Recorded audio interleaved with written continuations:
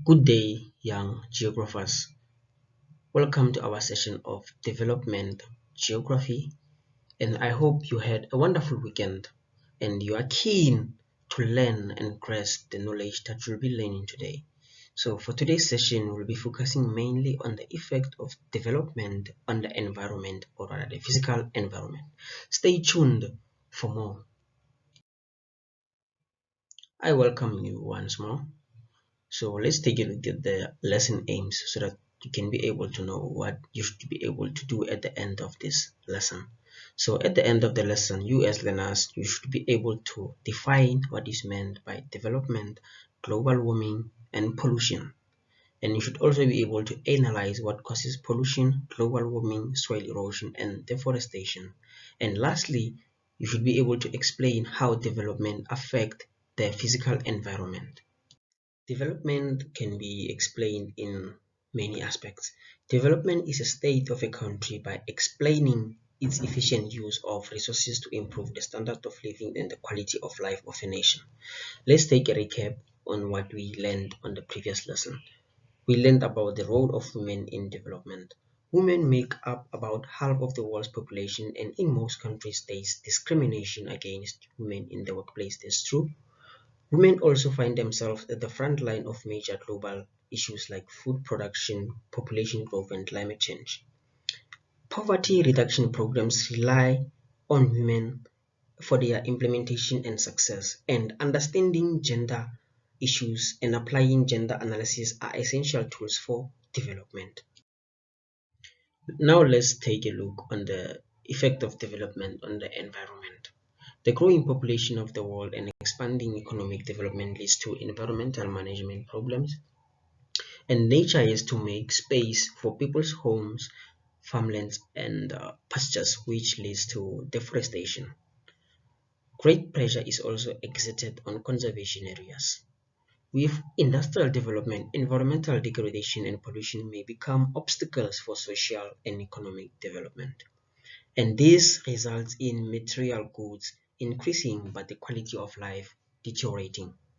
And development is directly connected to the increase in industrialization and technological development that leads to a positive influence on persons' economy and social environments. Unfortunately, development on the other hand usually has negative influence on the physical environment. For instance, it leads to global warming, deforestation, soil erosion, and pollution. Initially, development can cause global warming, which is the increasing average temperatures of the planet Earth.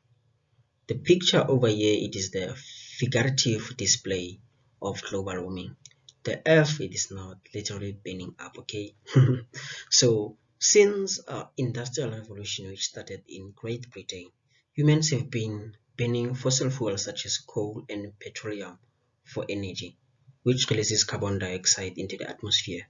For example, here in South Africa, we rely on the burning of coal to generate our electricity. And those particles that are being released into the atmosphere, they causes intensification of extreme weather, heat waves, droughts, and even floods. Furthermore, deforestation can also result, which is the removal of forest or stand of trees that is then later converted to farms, ranches, or avenues, like we said on the previous slide, that nature has to create some space for such things. And this results in habitat destruction. Under habitat destruction, for example, we have this type of species that are living on these trees. So if those trees have been cut down, meaning those types of birds, they are homeless, they don't have a place to stay, right? And then under biodiversity loss, let's say we have only have this type of species of tree in South Africa, and when this tree has been cut down, meaning it extinds, we no longer have this type of tree in South Africa. In addition, soil erosion can also take place, which can be defined as the gradual removal of top valuable soil on land by physical factors such as water and wind, and this results in infrastructure being damaged and the loss of fertile soil. For example, development is taking place in this particular area, and that fertile soil that can be used for plant growth, it has been washed away, meaning that particular area can no longer sustain plant growth.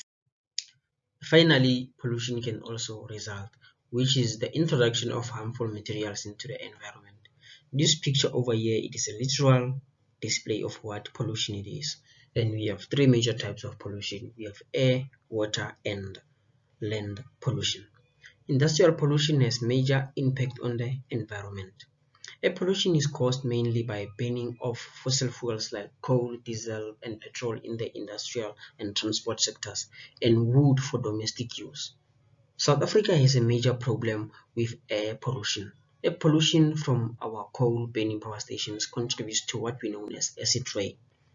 Water pollution results from the discharge of untreated agricultural, industrial, and domestic waste into rivers and dams. Polluted water is harmful to humans, plants, aquatic life, and animals. Finally, land pollution is caused by dumping refuse and builders' rubble, poor agricultural practice, and mining. Industrial refuse include waste from manufacturing everyday items such as glass, paper, motor vehicles, and tins. With that being said, it brings us to the end of our session. And let me know if there are questions. And always remember that you are smart and you are loved.